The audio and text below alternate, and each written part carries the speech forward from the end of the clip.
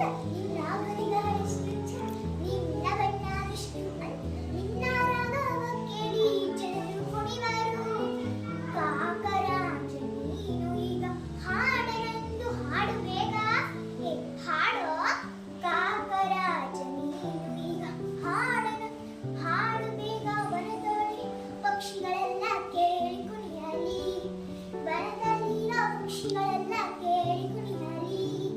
ಮರುಳಾಕಾಗಿ ನರಿಯ ನುಡಿಗೆ ಮರುಳು ಹರುಷದಿ, ಮರುಳಾಕಾಗಿ ನರಿಯ ನುಡಿಗೆ ಮರುಳು ಹರುಷದಿಂದ ಕಾವ್ ಕಾವ್ ಕಾವ್ ಕಾವೆಂದು ದೊಡ್ಡ ಧ್ವನಿಯ ತೆಗೆಯಿತು.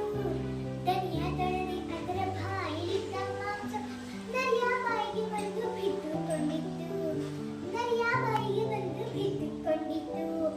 ಮಾಂಸವನ್ನು ತಿಂದ ನರಿ ಹರುಷದಿಂದ ಕುಣಿದು ಮಾಂಸವನ್ನು ತಿಂದ ನರಿ ಹರುಷದಿಂದ ಕುಣಿದು